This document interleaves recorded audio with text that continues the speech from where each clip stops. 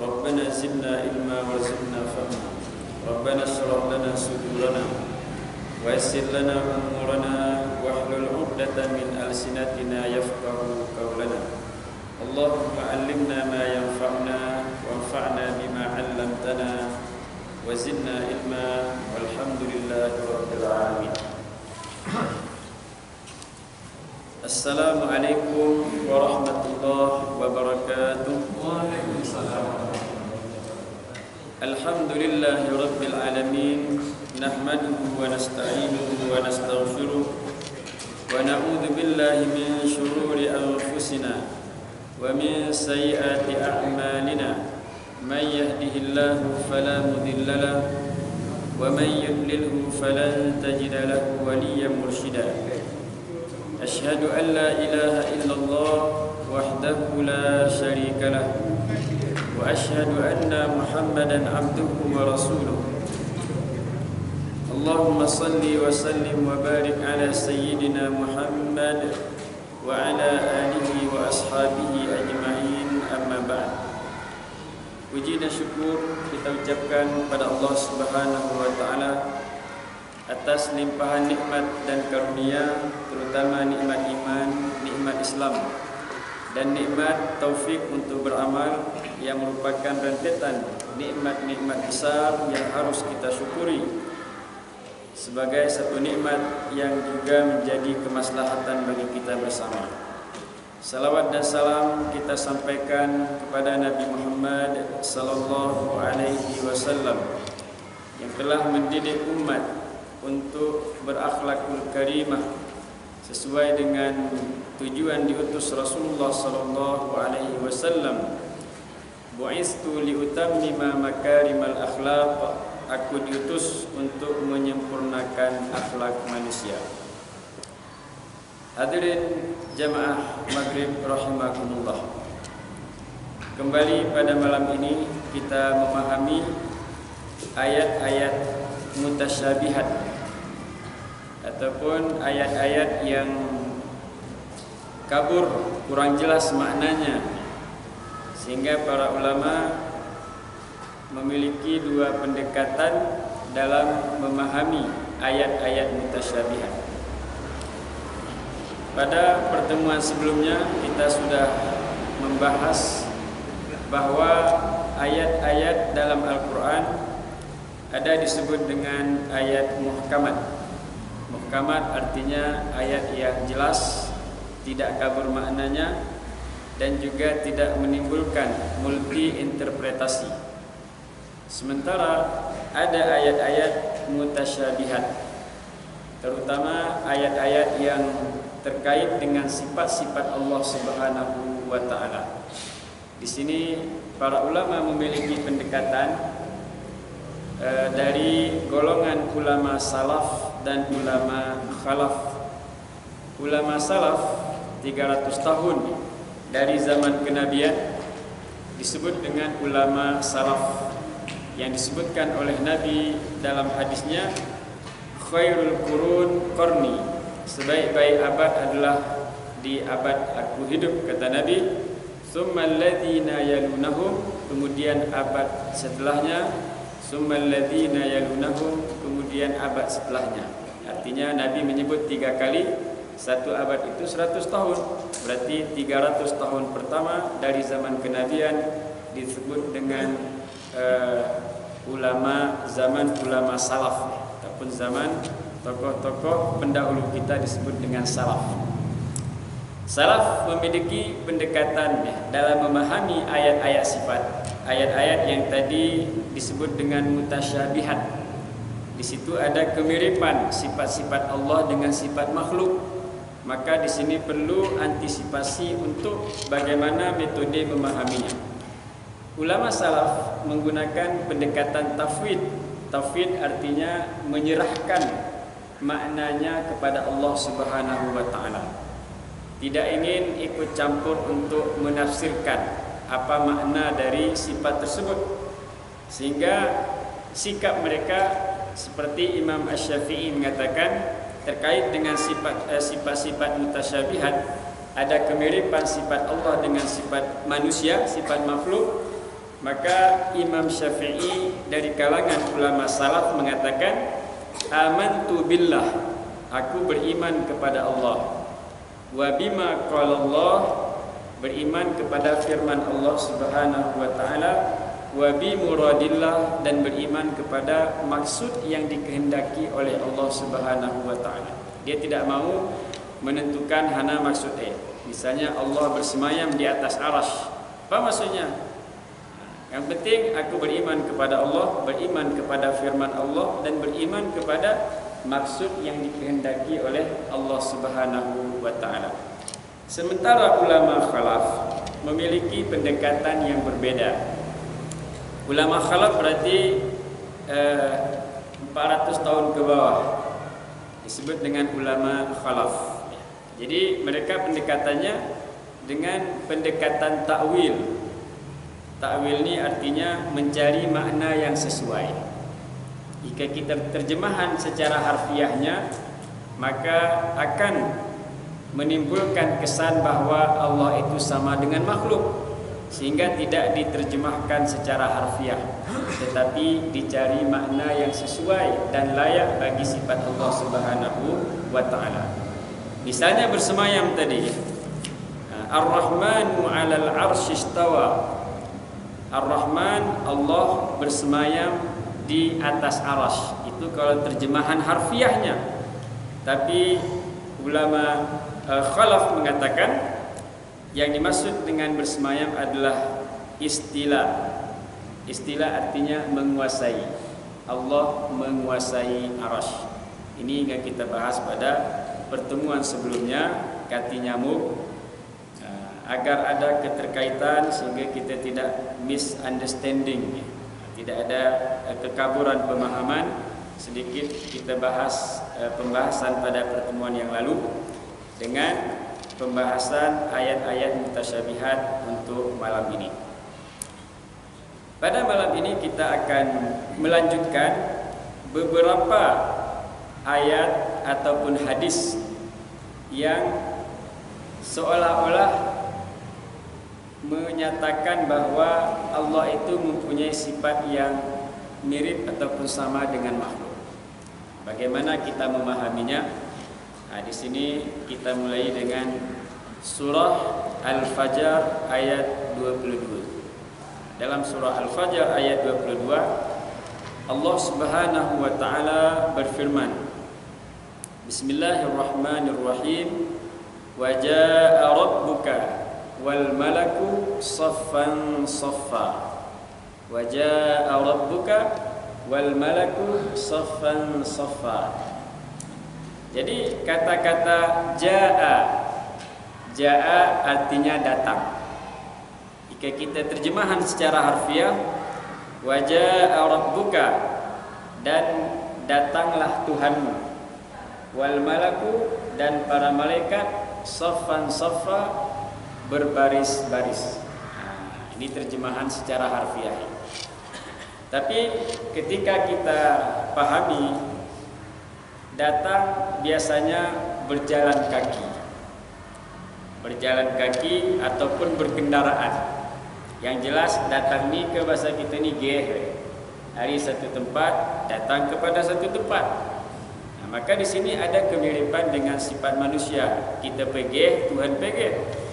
Maka terkait dengan ini, andaikan kita terjemahkan secara harfiah, maka akan terbayang dalam benak kita, dalam pikiran kita bahwa Tuhan pergi, nyak kita geh malan ataupun berkendaraan. Maka ayat ini dikategorikan ayat mutasyabihat.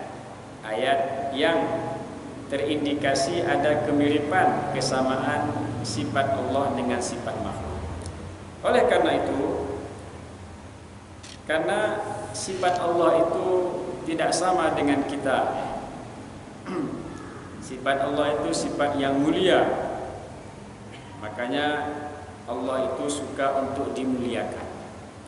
Allah suka untuk diagungkan. Dan Allah juga suka untuk dimahasucikan dari sifat-sifat kelemahan. Misalnya dalam hadis Nabi mengatakan, ahabbul kalami ilallahi arba'an. Ahabbul kalam, ada 4 kalimat yang paling disukai oleh Allah. Ahabbul kalami ilallahi arba'an, 4 kalimat yang paling disukai Allah. Yang pertama subhanallah, yang kedua walhamdulillah, yang ketiga wala ilaha illallah, yang keempat Allahu akbar. Ini 4 kalimat yang paling disukai oleh Allah Subhanahu wa taala. Dan dalam keempat kalimat ini terkandung di situ bahwa kita diperintahkan untuk mensucikan Allah, mengagungkan Allah dan memuliakan Allah Subhanahu wa taala. Maka kalau salah memahami ayat tadi, datang di sini datangnya geh makhluk, maka di sini merendahkan sifat kemahakuasaan Allah, kemuliaan Allah Subhanahu wa taala. Baik. Sebenarnya untuk lebih memahami ayat ini harus kita lihat kronologis. Kronologis artinya hanati tiba-tiba Allah mengatakan ja'a rabbuka, datang Tuhanmu. Ini dapat kita lihat di surat yang sama, surat Al-Fajr ayat 17. Bismillahirrahmanirrahim. Kalla bal la tukrimunal yatim. Sekali-kali tidak kalian tidak memuliakan anak yatim. Pertama. Yang kedua, wala tahadduna ala ta'amil miskin. Kalian tidak memotivasi, mendorong untuk memberi makan kepada orang miskin. Yang ketiga, wa ta'kuluna turasa aklan lamma. Dan kalian memakan harta warisan sampai sehabis-habisnya. Dari kita satu yang berhak menerimanya. Itu yang ketiga. Wa tuhibbunal mala hubban jamma. Dan kalian sangat mencintai harta secinta-cintanya. Jadi tak ni apa sebab ni lah. Tidak memuliakan anak yatim, tidak memperhatikan orang miskin, memakan harta warisan bukan hak kita, dan terlalu mencintai harta. Maka Allah memberikan ancaman. Kalla idza dukkatil ardu dakkan dakka. Sekali-kali tidak. Idza apabila bumi itu digoncangkan sekuat-kuatnya. Baru ayat ini, wajaa rabbuka, dan datanglah Tuhanmu, wal malaku, dan para malaikat, saffan saffa, secara berbaris. Waji'a yawma idzin bi jahannam, dan didatangkan ketika itu neraka Jahannam. Waji'a yawma idzin bi jahannam yawma yatazakkarul insanu wa anna lahu dzikra. Disitulah baru manusia itu sadar. Maka arti ja'a di sini, apakah datang seperti datangnya manusia? Maka ulama salaf, tadi kita bagi-bagi arah ulama salaf. Ulama salaf tetap pada pendiriannya, tidak mau menafsirkan. Mereka hanya mengatakan kami beriman kepada ayat ini tanpa ikut campur untuk mentakwilkan hana maksudnya. Tetap seperti pendirian Imam Syafi'i tadi, amantu billah, aku beriman kepada Allah, wa bima qala Allah, beriman kepada firman Allah, wa bimuradillah, dan beriman kepada maksud yang dikehendaki oleh Allah Subhanahu wa taala, tanpa menginterpretasikan, menafsirkan hana maksud datang. Sementara golongan ulama khalaf, mereka mentakwilkan kata-kata ja'a di situ. Maka ini maksud kata-kata ja'a di situ adalah ja'a amru rabbika. Yang datang itu adalah perintah Tuhan, perintah Allah yang datang ketika itu. Karena ini cerita dunia ni, cerita ketika sudah terjadi hari kiamat, ketika kita sudah dikumpulkan, dan masing-masing kita mencari syafaat. Masing-masing mencari syafaat kepada para nabinya. Menegih Nabi datang kepada Nabi Adam pun menyerah. Aku pergi tempat dulilahiku nasibku. Tengah salah ikut rayuan iblis. Aku mendosa syafaat engkau. Didatangi semua nabi, tidak ada yang bisa memberikan syafaat. Maka yang bisa memberikan syafaat adalah Nabi Muhammad sallallahu alaihi wasallam. Inilah tafsir dari ayat 79 surah Al-Isra. Wa minal laili fatahajjat bihi nafilatan lak asa ay yab'atsaka rabbuka maqaman mahmuda. Itu ada kata-kata maqaman mahmuda, tempat yang terpuji. Maka maqaman mahmuda di sini adalah keistimewaan Nabi Muhammad yang diberikan oleh Allah Subhanahu wa taala di hari kiamat. Keistimewaan Nabi adalah bisa untuk memberikan syafaat, pertolongan kepada umat. Maka kejadian ini, datang perintah Tuhan itu adalah setelah umat meminta syafaat kepada Nabi masing-masing, maka yang bisa memberi syafaat hanya Nabi Muhammad sallallahu alaihi wasallam. Ini juga disebutkan dalam surah Ad-Duha. Wad-duha wal-laili idza saja ma wadda'aka rabbuka wa ma qala walal akhiratu khairul laka minal ula wala sawfa yu'tika rabbuka fatarda. Jadi surah Ad-Duha ini ceritanya pernah beberapa hari wahyu tidak datang. Biasanya wahyu datang dari Allah Subhanahu wa taala melalui malaikat Jibril. Tapi tiba-tiba wahyu tidak datang. Beberapa hari wahyu tidak datang. Nabi juga menjadi was-was. Guna ini, apakah malaikat Jibril tidak datang lagi? Apakah Allah sudah meninggalkan? Bahkan timbul cercaan-cercaan dari namanya Ummu Jamil. Ummu Jamil itu istri dari Abu Lahab. Karena wahyu tidak datang, Ummu Jamil mengatakan, "Ya Muhammad, arafattarakaka syaitanuka." Dia gini, "Wahai Muhammad, kengon jin muna ngetalim neko." Maksudnya adalah malaikat Jibril cerak ni Ummu Jamil, istrinya Abu Lahab na syaitan muna jin muna ngetalim neko gini. Gara gini wahyu ya gini. Dia penampi-nampi.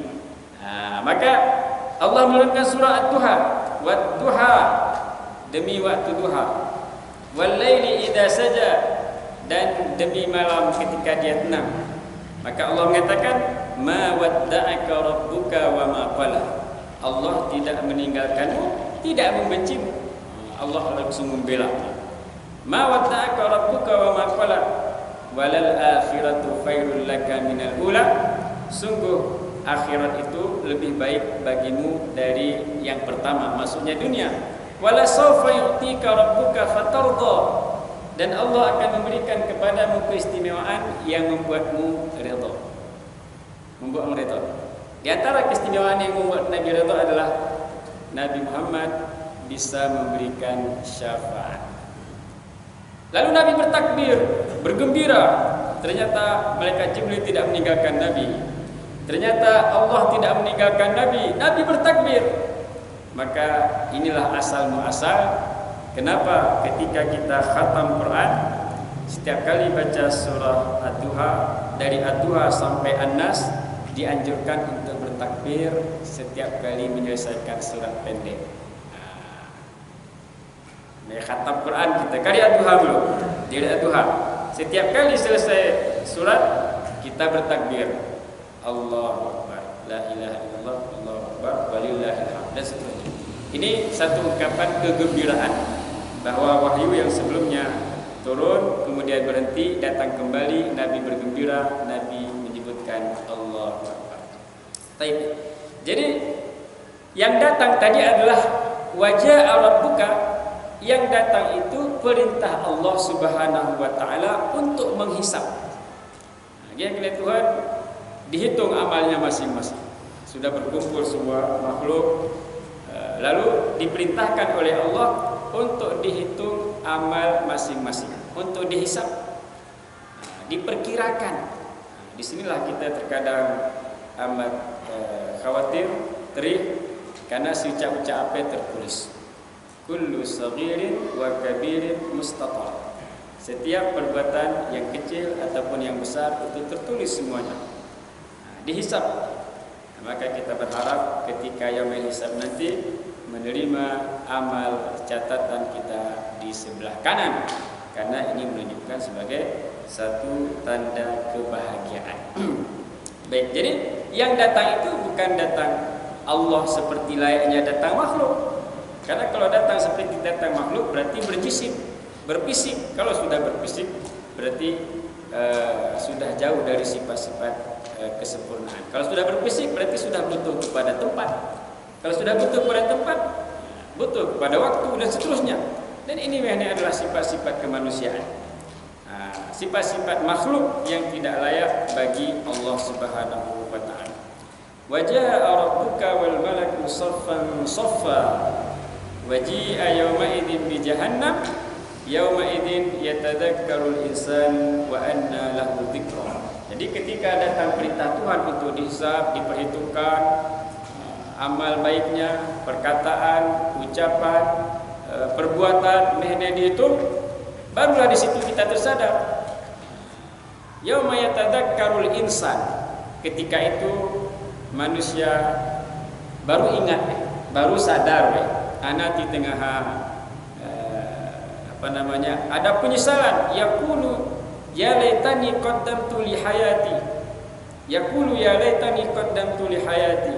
Ketika itu setiap orang yang bicara itu mengatakan, andaikan dulu aku mempersembahkan amal kebaikan untuk kehidupan.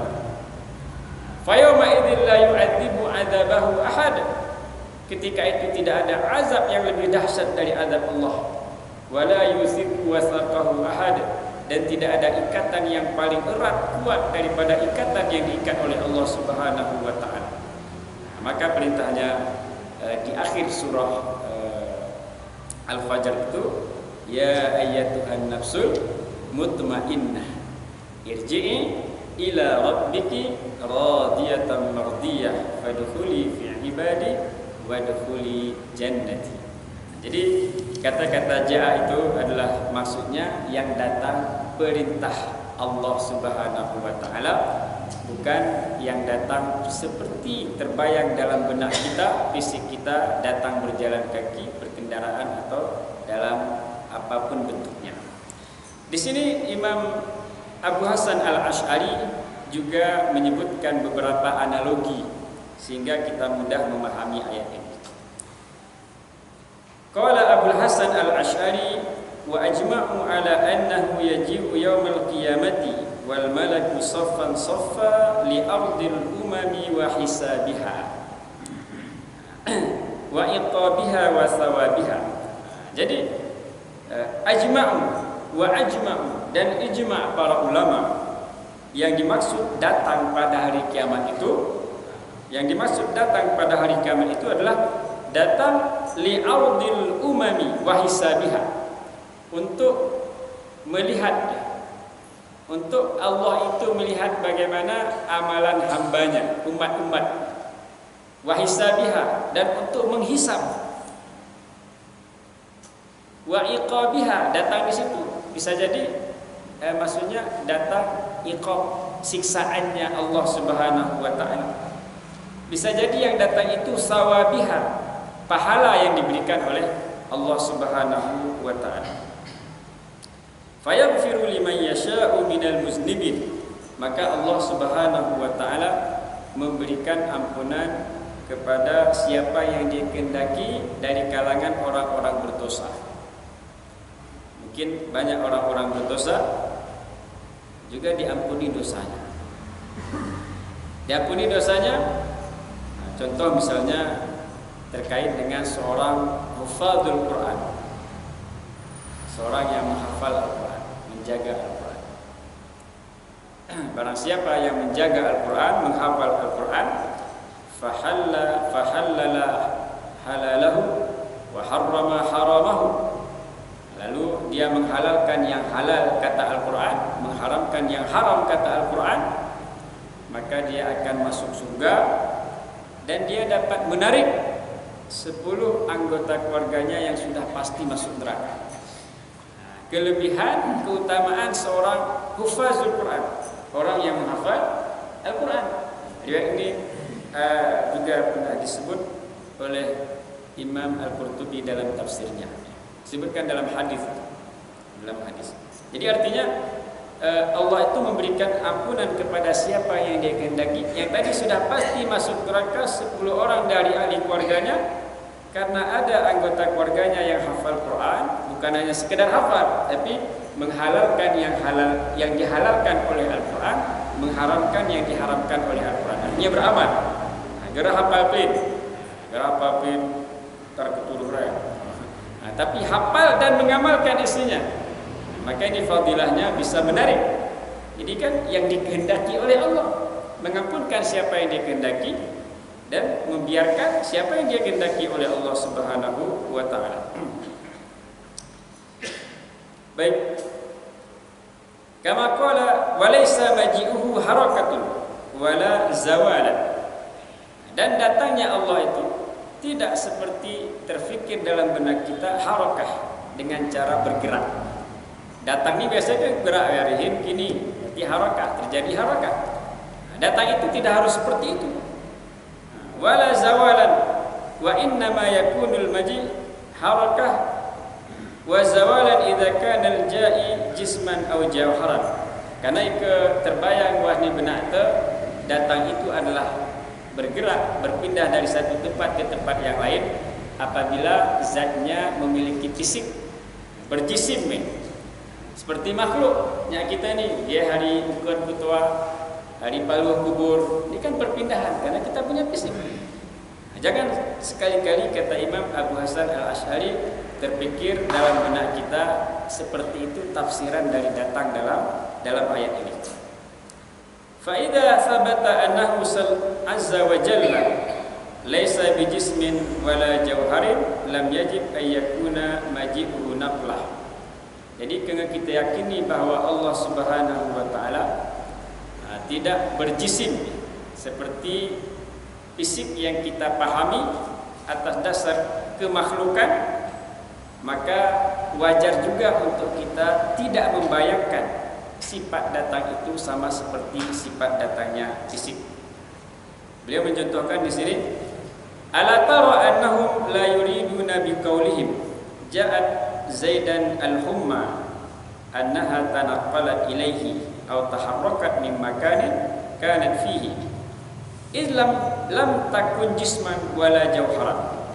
Artinya mehne sifat-sifat yang layak bagi Allah, yang mustahil bagi Allah datang seperti datangnya manusia. Ini contoh-contohnya makhluk ke arah kena Imam Abu Hasan Al-Asy'ari. Contohnya misalnya ketika seseorang mengatakan dia didatangi oleh penyakit demam, geh kue sejukan bame, ke bahasa kita nih, gehi penyakit sejukan. Jadi kata-kata geh untuk penyakit sejuk ini kan tidak terbayang ya. Tidak terbayang kita gehnya, nyak geh ni jema, nyak geh ni makhluk yang berfisik. Nah, jadi artinya untuk kalangan makhluk bisa terbayang bahwa datang itu tidak harus berjalan atau berpindah, konon lagi sifat-sifat kemuliaan bagi Allah Subhanahu wa taala. Nah, jadi itu memahami surah Al-Fajr ayat 22 yang terindikasi ada mutasyabihat, kekaburan makna, dan perlu metode memahaminya, baik dipahami oleh ulama salaf dengan cara tafwid, menyerahkan seluruhnya makna ke Tuhan, ataupun dengan cara takwil yang dipahami oleh ulama khalaf. Kedua-duanya, kata Imam Syekh Qardawi, misalnya dalam kitabnya disebut dengan kitabnya Fusulun fil Aqidah, beberapa pasal dalam akidah, dan juga di kitab-kitab sebelumnya sudah disebutkan pemahaman salaf itu adalah aslam. Pemahaman salaf itu aslam. Aslam ini artinya lebih selamat. Karena kita serahan ke Tuhannya. Ya Tuhanku, ini kami beriman ucraan ini cuman maknanya kami serahan ke Kau. Nah, sehingga para ulama mengatakan metode yang ditempuh oleh ulama salaf ini aslam, lebih selamat. Dan metode yang ditempuh oleh ulama khalaf itu ahkam, lebih bijaksana. Nah, ahkam ini lebih bijaksana. A'lam wa ahkam. Nah, di sini juga disebut wa tariqatul khalaf a'lam wa ahkam. Dan metode yang ditempuh oleh ulama khalaf, berarti mutaakhirin, salaf itu mutaqaddimin. Yang ditempuh oleh mutaakhirin ataupun ulama khalaf itu a'lam wa aslam. A'lam itu artinya lebih mengerti kita dan lebih bijaksana. Kenapa ulama khalaf itu memilih pendekatan takwil?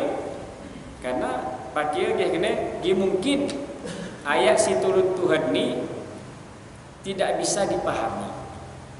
Ngeturunnya ke kita berarti kekati kita pahami. Maka turah kita terahana maksudnya. Maksud yang mendekati, walaupun hakikatnya ke Tuhan betul. Cuman maksud yang paling mendekati berdasarkan karinah. Karinah ini artinya tenu-tenu. Sehingga orang mengatakan bahwa misalnya beliau adalah tangan kanannya. Tangan kanannya. Beliau adalah tangan kanannya. Tangan kanan ini berarti orang kepercayaan. Cuma pemukuan nih. Jadi ini ada karinah. Karinah maksudnya ada tanda yang menyatakan bahwa yang dimaksud dalam kata itu bukan makna harfiahnya, tapi makna istilahnya. Baik, itu secara contoh. Kemudian contoh yang lain dalam hadis. Wa hadisus sahihain, dan dalam hadis yang disebutkan dalam kitab Sahih Bukhari dan Muslim. Yanzilu Rabbuna,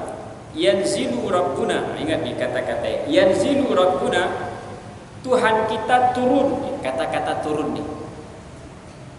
Yanzilu Rabbuna kulla lailatin ila sama'id dunya. Tuhan kita turun setiap malam ke langit dunia. Jadi arti secara harfiah itu terbayang kita dari langit ke-7 hanya ke langit dunia. Langit dunia ini langit pertama. Dunia artinya dekat. Jadi sama'id dunia, langit yang paling dekat dengan kita berarti langit yang pertama. Walaupun kita tidak tahu batasannya. Pokoknya di atas langit. Walaupun kita naik pesawat atas ni rambut dia. Kita tidak tahu mana batas langit. Yang jelas kita meyakini Allah mengatakan alladzi khalaqa sab'a samawatin tibaqa. Allah menciptakan 7 langit berlapis-lapis. Yakin kita, cuma hilang kita di sawah kita koni. Karena atas ni bunna rambut leni, atas ni bunna rambut leni. Di sawah kita koni. Cuman kita meyakini. Nah, maka dalam hadis ini yanzilu rabbuna kulla lailatin ila sama'id dunya hina yabqa sulusul lail al-akhir. Nah, jadi turun Tuhan kita setiap malam ke langit dunia di sepertiga malam terakhir. Jadi malam ini kita itu hari jam 7, sawahnya jam 3 azan kita, jam 5. Jam 7 ke jam 5, ya, bagi 3. Maka di sepertiga terakhir Allah itu turun ke langit dunia. Secara harfiah kan turun berarti hari langit ke-7 hanya betul langit dunia yang paling dekat dengan kita. Itu secara harfiahnya, maka menimbulkan kekaburan juga. Menimbulkan makna kemiripan, kesamaan sifat makhluk ikat turun ini maksudnya ke atas ke tuyul. Ikat naik dari tuyul ke atas. Apakah itu yang dimaksud? Maka perlu pendekatan bagaimana memahami. Wa yaqulu, lalu Allah mengatakan ketika secara harfiah turun ke langit pertama pada sepertiga malam yang terakhir, lalu Allah mengatakan man yad'uni fa astajibu lahu. barang siapa yang berdoa kepadaku akan aku terima doanya, akan aku ijabah doanya. Man yas'aluni fa'utihi, siapa yang meminta kepadaku maka aku akan beri, kata Allah.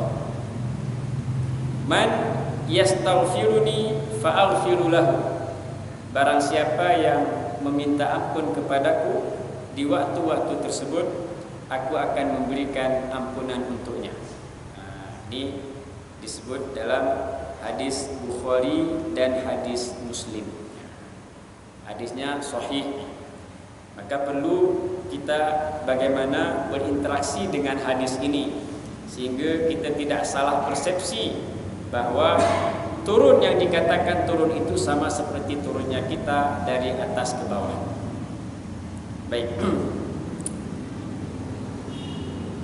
Fasalafu wal muradu yanzilu, wal murad yanzilu malaku rabbina fayaqulu anillahi wa fil minani annal ghalib annal mawqibal ilahi yunsabu minas sulusil akhir wa taratan yunsabu min awalin nisfani illa lailatal jum'ah fa innahu yunsabu min ghurubish syamsi ila khurujil imam min salati subh kama warada fi hadisi muslimin. Baik. Jadi dalam hadis ini kalau pendekatan ulama salaf ya, tetap pendiriannya nyerah israhne mehne makna kedua turun ni nyahi maksud Tuhannya nyamaya kami geram kami terahi makna penting kami yakin bahwa Allah mengatakannya nyamaya ana si terahi makna. Sementara ulama khalaf yang dimaksud dengan turun di sini adalah yang turun itu bukan Allah, tapi yang turun itu adalah malak. Malak itu malaikat.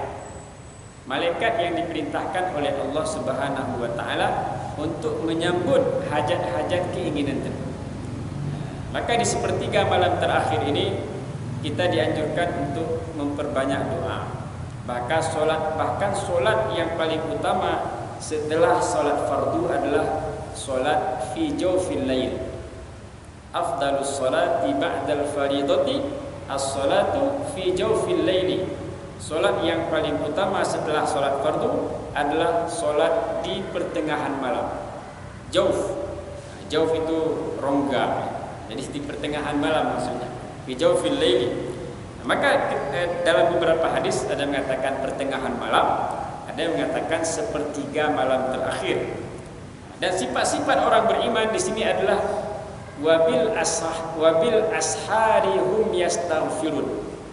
Wabil ashari hum yastaghfirun. Sifat-sifat orang beriman itu adalah mereka memperbanyak istighfar kepada Allah pada waktu sahur. Maka para ulama mengatakan jika kita buat jam-jam 3, jam-jam 4, ini kadang-kadang kita sering si penggulan kita itu adalah HP lu kerai. Mayu ke pesan di WA ni macam-macam. Ingat medsos dulu. Mani ke posting gambar kuara ke di komen pagi ni. Jadi terkadang kita diperbudak oleh medsos ni ni. Maka kata ulama, jika buat kita jangan lupa untuk beristighfar. Jangan lupa beristighfar. Karena ketika kita tidur kita diikat 3 ikatan oleh syaitan. Asy-syaitanu yaqidu. Syaitan itu mengikat kalian itu dengan 3 ikatan. Tulu ikut. Terdemi kita ngikut ni. Hati dia dah tahu. Bagi sejuk kami. Maka ketika kita terbangun, buat kita ingat kita ke Tuhan, terlepas 1 ikatan. Buat kita ingat kita ke Tuhan, terlepas 1 ikatan. Nyerus kita nak ke air, terlepas 2 ikatan. Lalu kita solat, terlepas ketiga-tiga ikatan. Sembiangnya kita solat subuh, luar biasa segar bugar badan tu. Cuman ikatar nemi kita dibuat Ngasmiang soboh pe cuma lali besar-besar. Moya kai soboh beweh kelune. Awak ni ganti. Awan ni macam-macam. Jadi yang banyak mengeluh itu bisa jadi tidak bangun malam. Cuman kuat kita kekelama karena sudah jelas dalam hadis tadi kita diikat dengan 3 ikatan. Segar pe kau ikut kita kan bergerak luah ye. Ni tulu kami. Ada lagi jemaah sembilan duha ini subuh ni. Maka Nabi mengatakan bahawa berdoa Nabi. Tengok kita tiruan. Allahumma barik ummati fi bukuriha, kata Nabi. Ya Allah, berikanlah keberkahan kepada umatku di awal paginya. Jadi di awal pagi itulah keberkahan. Jadi tengok kita membiasakan agar kita mendapatkan maqam mahmuda yang dijanjikan oleh Allah. Wa minal laili, dan dari sebagian malam. Gerat turah mehne gerat turah di berdemi kita. Allah hanya mengatakan wa minal laili, dan dari sebagian malam. Dan dari sebagian malam fatahajjad bihi, maka hendaklah kalian melakukan solat tahajud nafilatan lak, sebagai ibadah tambahan. Ikan kita buat tahajud ni qiyamul lail sebagai ibadah tambahan. Oh ya, asa ni mudah-mudahan. Cuman ikat Tuhan jerak ni mudah-mudahan pasti. Kita jerak ni insya-Allah aja pasti. Hati cuma ikat kita gini insya-Allah kena. Kuni lu tapas. Insya-Allah ge atau insya-Allah gerge. Arti kata-kata mudahan dari manusia ini agak jelas. Cuman kata-kata asa yang mengucapkan Allah Subhanahu wa taala pasti. Dan dari sebagian malam adalah kalian melakukan tahajud sebagai ibadah tambahan. Mudah-mudahan Allah membangkitkan kalian di tempat yang mulia. Jadi kebiasaan kita tahajud ni mudah-mudahan tempat terpekahe imulian di Tuhan. Karena itu ibadah terbaik setelah solat fardu. Solat terbaik setelah solat fardu, afdalus solat, solat yang paling utama. Dan ini behne di sepertiga malam terakhir. One leli godaan-godaan nepe. Terkadang kita tos alarm tu ini membuat kahai jempat. Tarmelik nyayu nuhun. Kiruh dia ini. Ini kadang sering. Ketika ceraan ni kan aku banyak aja. Ngebuh ke kadang 3:30 tirtu ni. Maten. Dang maten kahe lewat pe subuh je. Nipi kita pertahanan nipi tu kami. Mai berapa ya? Ikan berniat kita walaupun gerak pakai alarm arah senui. Ini perasaan mereka ni. Ngeniat kita ya Allah insyaallah kelab ni buat ni. Maya kena berharap tu buat. Cuman kegiatan dia berharap tu nak dibuat. Maka di sini yang datang tadi adalah maksudnya malak. Malak itu malaikat. Malaikat yang diperintahkan oleh Allah Subhanahu wa taala untuk memberikan apa yang kita minta. Kemudian juga mengijabah doa yang kita utarakan pada Allah Subhanahu wa taala, sekaligus memberikan ampunan terhadap istighfar, doa-doa yang senantiasa doa-doa ampunan di istighfar di kalau bisa wajib dulu lah setiap hari. Karena Nabi minimal 70 kali, kebiasaannya 100 kali meminta ampun kepada Allah Subhanahu wa taala dengan berbagai macam doa. Misalnya dengan Allahumma gfirli wa tub alayya innaka antat tawwabur rahim. Ya Allah, ampunkan dosaku, terima taubatku, Engkau Maha penerima taubat lagi Maha pengasih penyayang. Terkadang dengan sebutan misalnya subhanaka wa bihamdika Allahumma gfirli. Maha suci Engkau, segala puji bagimu, ya Allah ampunkanlah dosaku. Terkadang Nabi menyebutnya dalam sujud, Allahumma gfirli dunubi diqqihi wa jillihi qalilihi wa katsirihi, sirrihi wa alaniyatihi. Wan sujud Nabi berdoa, ya Allah ampunkan dosaku, dosa si ja'a, dosa si pula, dosa si ti'a, dosa si telia, dosa si telasa, dosa yang tersembunyi.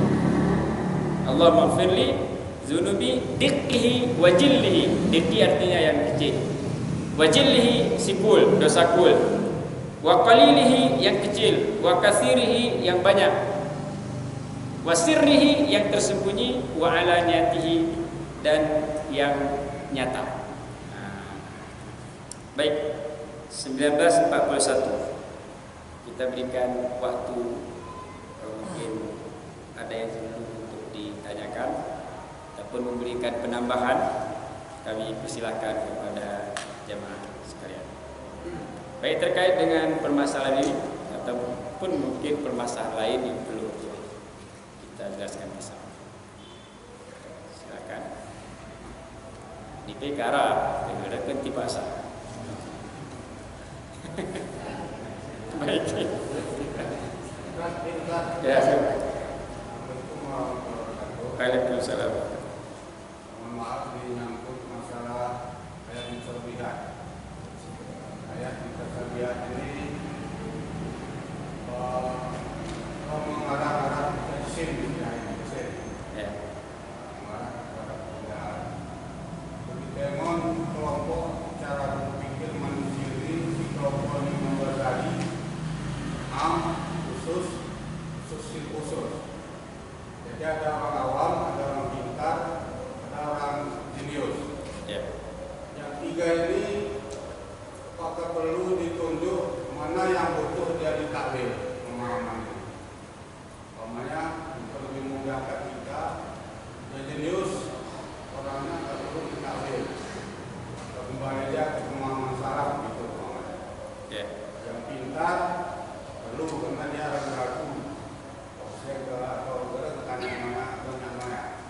Kemudian si awam ini padanya keterangan gambaran dan perintah menurut saya tidak paham. Jadi mohon berkat ini dia pemahaman takwil. Baik, jadi berdasarkan klasifikasi Imam Al-Ghazali terkait dengan tingkatan pemahaman umat Islam, karena ada yang awam, kemudian ada yang khusus dan ada yang khawas ataupun khusus. Baik, memang sebenarnya sebagian para ulama juga tidak terlalu menganjurkan untuk membahas ayat ini sehingga tidak menimbulkan keraguan-raguan. Nah, maka terkait dengan ini kita dalam hidup bermasyarakat, terutama dalam memahami nas-nas Al-Quran dan hadis, kita memilih jalan selamat. Jadi yang awam ini kan mungkin kuranglah dasar keagamaannya kurang ke si awam ini. Maka yang awam ini mengikut kepada pemahaman yang khusus, mana kira-kira lebih selamat. Jika memang tak noyanya peningan, maka ini cukup diimani saja seperti ulama salaf. Karena kita tidak dibebankan untuk terlalu ikut campur dalam ayat mutasyabihat. Bahkan dalam Al-Quran juga Allah mengatakan dalam surah Ali Imran ayat 7, warrasikhuna fil ilmi. Jadi orang-orang yang rasikh, yang kuat keilmuannya, yaquluna amanna bihi, yang ya'lamu ta'wilahu, mengetahui ta'wilnya dan beriman.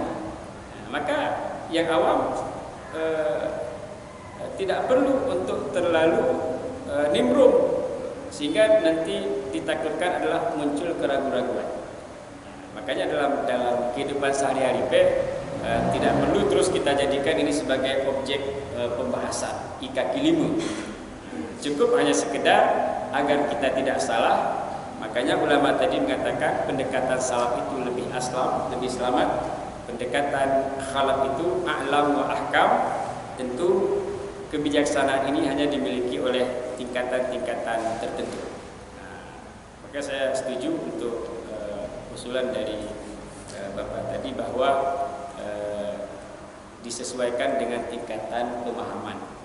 Artinya turah yang awam pun harus mengetahui takwilnya, tapi dalam proses belajar ini kan tidak masalah, karena ini sudah selesai dibahas oleh para ulama, kita hanya menyampaikan saja. Baik, masih ada yang lain?